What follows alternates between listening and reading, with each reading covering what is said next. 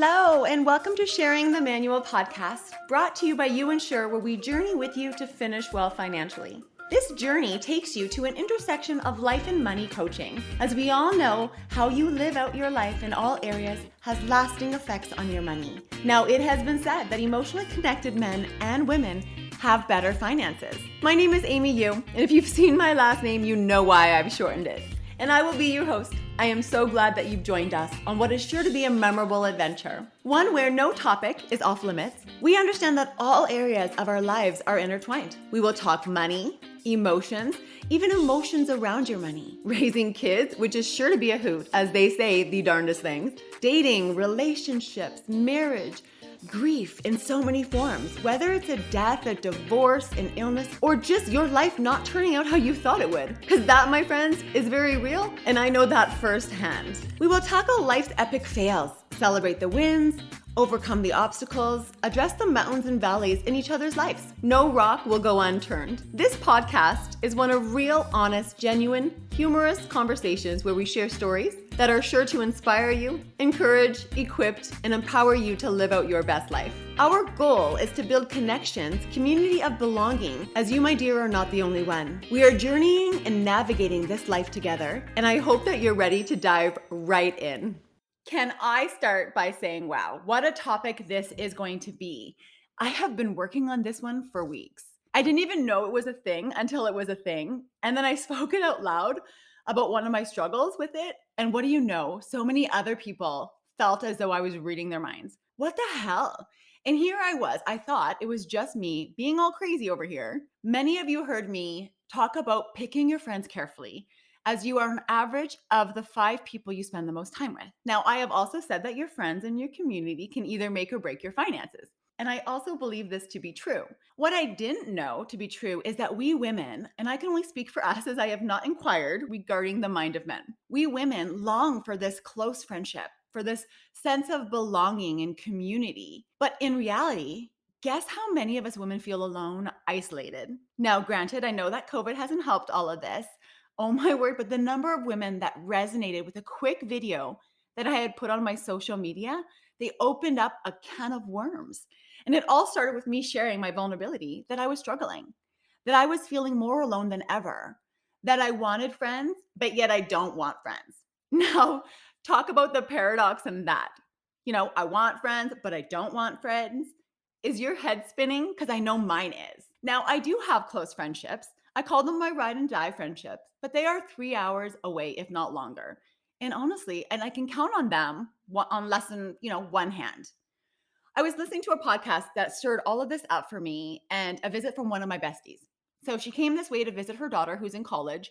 She popped over with some coffee and mentioned that she had to do a Costco run. So I jumped at the chance to get out of my house. I knew I had to tell her something heavy and that there couldn't be any kids around. So we get there. And when we do, I started sobbing in her car. I knew I wanted to tell her, but all of a sudden there was this feeling like it was a completely out of left field for her, but my heart started racing and I got nervous. What was that about? My dear friend, this girl has stuck by me through a ton of shit, you guys. So the fact that I still got nervous about sharing is mind-boggling. Trust me, she didn't see this one coming because I over here am good at being there for others, but when they are in need, I don't have a voice when I'm in need. I'm good at holding space and holding it together. I don't want to come across as too needy. I worry if that I speak honestly, even with my ride or dies, that they at times will feel as though I'm too much, that I'm a hot mess express over here. But here is the flip side to that, which, too, I have experienced. When you don't show others that you need them, they actually leave your world. I have had it happen with friendships, with intimate relationships, and to be honest, even within work dynamics. If you can do all things without anyone, you live a very lonely life. This, my friends, is where I find myself. Hence why we are talking about this in the podcast. So here I am, I'm, airing out my dirty laundry in hopes of building a community of like-minded, courageous, vulnerable women that are willing to show up and be honest, asking for what we need and what we want so we can be seen, known, and understood. Here's what I've learned. We need close friends within proximity. This is key, and I didn't even realize it. I once lived in a community where we walked dogs together, we made cookies and dropped them off when someone new moved into the neighborhood. You drop off a casserole. It's not cliche. This stuff happens, you guys. Sharing meals and a glass of wine was the norm. Stopping in to tuck the kids in and then continue playing Dance Revolution as grown as women. Yeah, we were doing that in living rooms. And I please hope that I'm not the only one. But where did that go? My views haven't changed. I long for that, and I know it's out there because I had it. But then it hit me. This is where I was stung. I was hurt, which has me subconsciously made my beliefs that no one stays, that people come and people go, that they have a role and then it's over. You've likely heard me say that exact phrase in an earlier podcast. So people have quit me, and I too have quit them. And this hurts my heart. Friendships go back and forth, and I never needed anyone. If you have experienced this firsthand like me through a loss or maybe a divorce or family dynamics, you can't help but to build up these walls in hopes of protecting yourself. I built up my walls so high that no one could get in and I could barely see out. Now, the world doesn't look the same anymore to me. I remember moving 4 hours away to get away from my story and to start fresh, thinking that that was the answer. And when I got here, I was not interested in making friends. Some may recall my funny rhetorical remarks that I don't have time for the friends I've got, so I don't need some new ones. And it was confirmed that I have a career, kids, home to balance. So there was no time for anything. I was good at keeping so busy, going through the motions, women's church group, volunteering, book clubs, but it all remained very surface level. How are you? Oh, I'm good, thanks. Yeah, with a smile on my face. They shoot me a text. Is everything okay? Oh, yeah, we're just busy. Why is it that I couldn't be honest? I didn't want to be seen as weak or needy or fear of what they would think if they knew that I was struggling with such things, that fear of judgment. What if I tell them and they no longer want to be my friend? Oh, yeah, this happens. This is why so many of us have a hard time building friendships. None of us want to bare our souls first. So we stay silent. And in that silence is where shame and guilt and embarrassment, isolation and loneliness, it grows. I would always get this feeling in my stomach that I should share. And then my logical brain convinces me that, oh, no, no, no, no. That is way too much to share. People don't need to hear that. Others don't want to talk about it. Think about how they would view you. Like, I could go on and on with the self-talk that has silenced me so damn fast. I was always taught that no one needs to know your intimate details of your life. And that is wrong thinking. We are to have community, people sitting at our table. That is how we grow as humans. Iron sharpens iron. Authentic friends can see things that we can't. They have a different perspective and can shed light on a situation that we aren't able to because we're just in it. It's a vicious cycle when we remain silent and we don't actually grow then. But somebody has to go first. And guess what happens when we do go first? It makes us more relatable. It gives permission to other people to be vulnerable too. We realize that others are facing something similar and that we aren't alone. That is the whole purpose of sharing the manual podcast, because going first is damn hard. Honestly, it sucks. I worry that I will be hung out to dry, the only person with these thoughts, that I'm the only one. My son tells me constantly to embrace the suck, and I think I need a shirt that reminds me of that, or maybe just stamp it on my forehead so when I look in the mirror. We all have wounds from our past that come into play, subconscious beliefs about our worth that whispers lies to us. We use the good old, oh, I'm too busy excuse, but are we really? Frequently, we choose to be in hopes not to reflect on what is really going on. And I do this so well. I keep so busy because it's a way of me numbing everything else, or maybe silencing things, or so I don't have to feel. What if it was as simple as we both have dogs that need to have exercise? Hey, you want to go for a walk and talk? We all got to eat, right? How about we initiate a supper? Here's another example that I wish I did when raising my kids. Go to one another's houses and have a meal prep day, or a house cleaning day where you help each other out and do life together. How, while the kids are all playing and having a blast. This also allows you to have others help you parent. It takes a village to raise kids. Now, who is your village? I have a dear friend, and I remember there was times when I would be sobbing because I felt like I was always a good guy, but I was always the bad guy too. And they would come visit me. I'm like, I just don't want a parent right now. I need somebody else to put their foot down and tell my kids no. And so my friend she pulls out her little index finger and, she wiggles it around. And I'm telling you, it is so funny because she's quite a bit younger than me, but to watch her do that, and she doesn't have kids of her own, it makes me giggle. But I had these friends that would parent my kids and that would call them out and say, hey, wait a second, you don't get to talk to your mom like that, or you need to pull up, and help out in this way.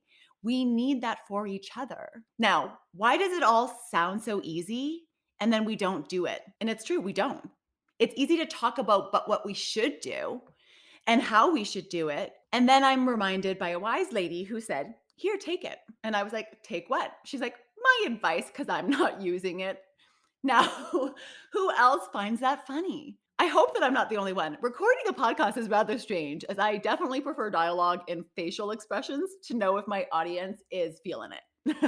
I have to be okay with not knowing, and I guess that might be better that way because then I'm, not playing these stories in my head. I recently went for coffee with an old friend in town. I only have a couple in town here. And we were close once, and then I don't know what happened. Okay, let me wait.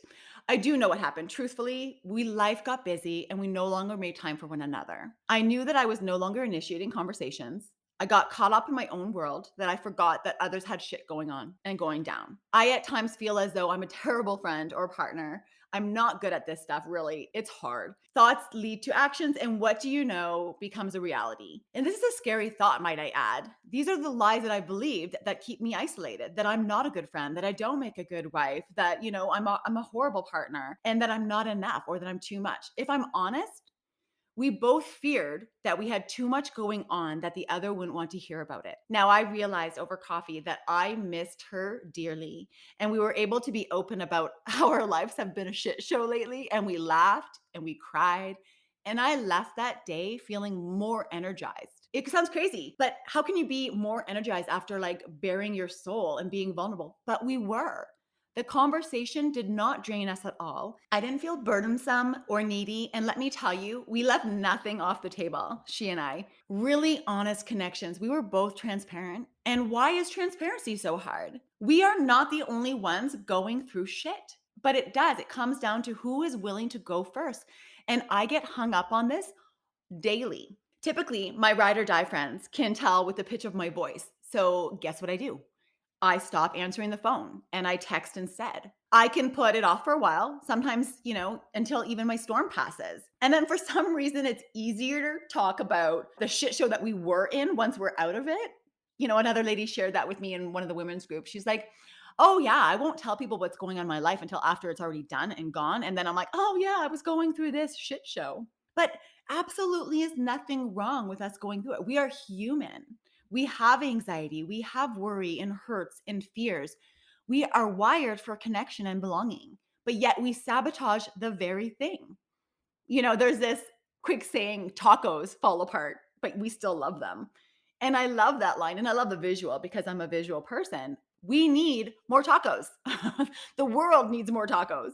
The whole need thing challenges me some versus need versus want. I used to hate when others would say, oh, I need you. Hell, you should not need anyone. The fact that I want you is worth more than I need you. Oh, I don't need you. Now, this very belief of mine has sabotaged many relationships, and I didn't even know it. Guess why I had this belief? Because I was hurt. I had an expectation of others in my life, and they tapped out and gave up on me. They quit. I vowed to myself then that I wouldn't need anyone ever again. Friendships, relationships need to hear, help me, I need you. People need to be needed. They long to be needed. But I think it's, like I said, I'm still trying to unpack some of this, but I think it's the tone in which we say, I need you. Needing somebody is not a sign of weakness, but of connection. When we open up to one another and let others in, we break down the wall that we've built up. Now, nourishing those relationships, it takes work and it's hard. While on a run the other day, I realized that I could say, I need you to close friendships in my life, but to be able to say that to a romantic partner, hell no, those words won't come out of my mouth. How fucked up is that? What happens in those moments of vulnerability when I say I need you? I don't know. I don't do it very often, but from what I've read and heard and talked to others about, that's when grace and acceptance and love and kindness have a way of making their way in. What was in my way and still is? It's my pride. Do I know how to change it? Not really. I'm a work in progress, people. Do I want to change it? Sometimes yes, but then to be honest, sometimes no. If you do what you've always done, you're going to get what you've always gotten. So there's a little phrase out there that says that. But who sits at your table? Or like I've said at previous podcasts, who's on your damn bus?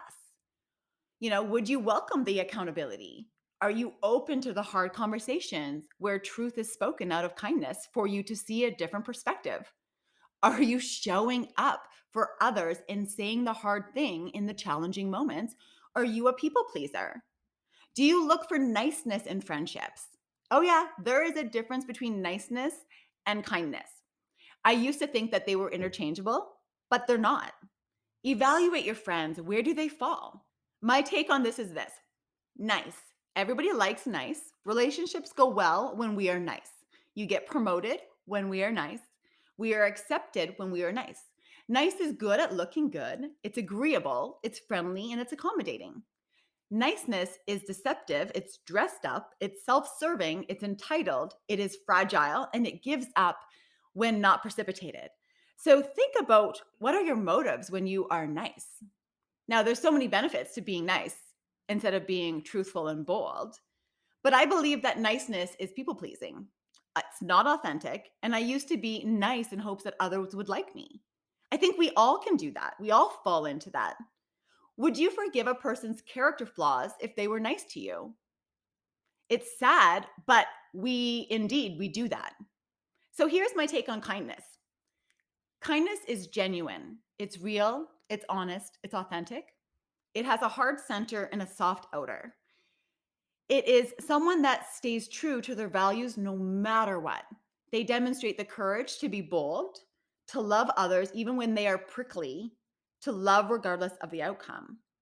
They say the hard thing without predicting the outcome. How hard is that, my dear ones? Like, to love people when they're prickly? I always say, can you love me when I'm hard to love? But shit, like, I'm really hard to love there's days when I'm really hard to love. Kindness is speaking the truth at all costs. The people I want to sit at my table are the kind ones, where the conversations are deep and they're real and raw at times. They're transparent. There is accountability. I want people that are going to call me out on my shit, regardless of how hard it is. I will be embarrassed. I will feel shame. I will have guilt and even unforgiveness for some of my thoughts and my behaviors. But guess what? The right people will love me anyways because they know my heart. These relationships are the ones that take the nurturing, the care, and the love. Some may be long distance, but we also need to have some of these ones nearby, and different generations require to show up. We all have baggage and crap and junk in our trunks, poor decisions, lack of self-control, you name it. We all have some type of addictions and, issues that are going on. But may I remind all of us, including me, that we are infallible human beings and we're an art in the making. Most of all, we need to step out and try to build these friendships. They don't happen on their own. Wishing for them, just to call you and ask you to go out, you will be waiting a long time. I know I have. Picking up the phone or even owning the fact that I need to get out of the house is foreign to me. I will jump when I know someone needs me, but I am a coward when I need somebody. And guess what will happen to those one-sided friendships? They don't amount to anything, and they end up no longer being there when it's one-sided. That I've learned firsthand. No one calls the person that doesn't need anyone. I don't know about you, but I'm tired of pretending that I have it all together. I can shout it from the rooftop today that, oh my goodness, heck, I need you. I can send a text to all three of my people saying, I need you. I'm thankful that you are in my life. That was pretty easy because they all live 4 hours away. But now, how am I going to show courage within my own community, in the proximity here? How do we even go about making friends at this age? I remember how easy it was as a kid, at least for me. I guess it was easy for everybody in elementary school. In high school, I spent most of it standing alone. My wounds run deep. Making friends in that fearing rejection, it's real. I look back now at all the people who tried to connect with me and my family, and I would only let them so close, allowing them to see the version of me that I wanted them to see. I was so ashamed of my past mistakes. Why did I do that? Who would push people away like that? Oh yeah, that's me over here. I do. I carry a shit ton of shame, guilt, and unforgiveness towards others for the hurt, but mostly towards myself.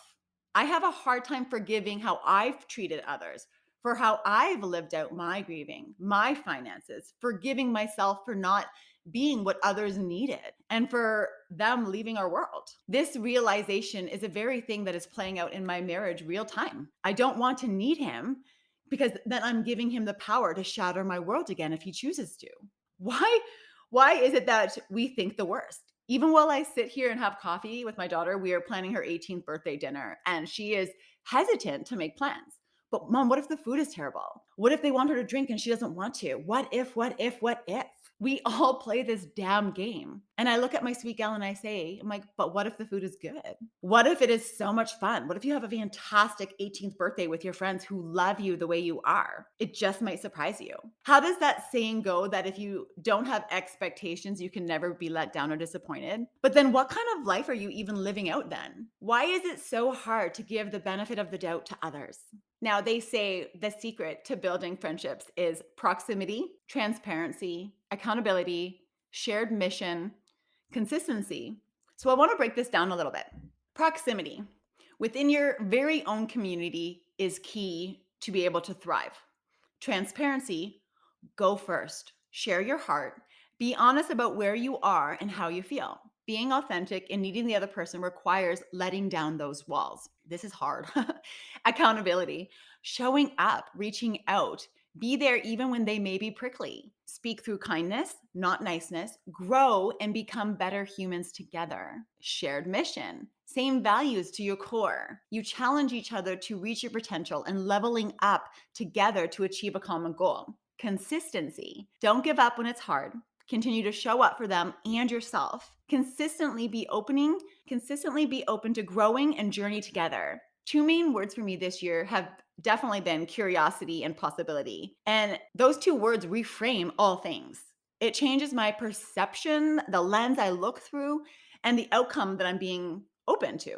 Perhaps we can all use a bit more courage and bravery and lean in with curiosity and possibility as to what may be out there for us. There is a community, a tribe of people out there that are perfect for you. You can show up and you can be seen, known, and understood unapologetically as you. But dare you put yourself out there and go first? I know I will, because my friends, I want this bad enough. I remember it takes 30 seconds of courage. I can't remember what movie that was from, but it was a good movie. And it takes 30 seconds can change your life. I want to do life with others. I want to build a tribe and a community of people that I can laugh with, cry, have adventures, and journey to reach the unknown. I want to stick by people. I want to stick with people who pull the magic out of you, not the madness. I'll leave you with this quote. Do not be afraid to walk the path before you just because you can't see the end. The path becomes clear as you continue to go on. Tracy Allen, my friends, her wise words, may they inspire you to reach out and build new friendships and nurture the ones that you have that may need some love and care. We hope that you guys found this insightful. We encourage you to subscribe to the channel so you don't miss out on the new releases that are coming soon. Follow us on social media. Our platforms are LinkedIn and Instagram. Head over to the website and let us know if you wish to share your story, either on the podcast or even in a blog. Our website is youinsureinc.ca, youinsureinc.ca. We too have newsletters as we give you our very own family recipes paired with tips and tricks so you can finish well too. Bye for now.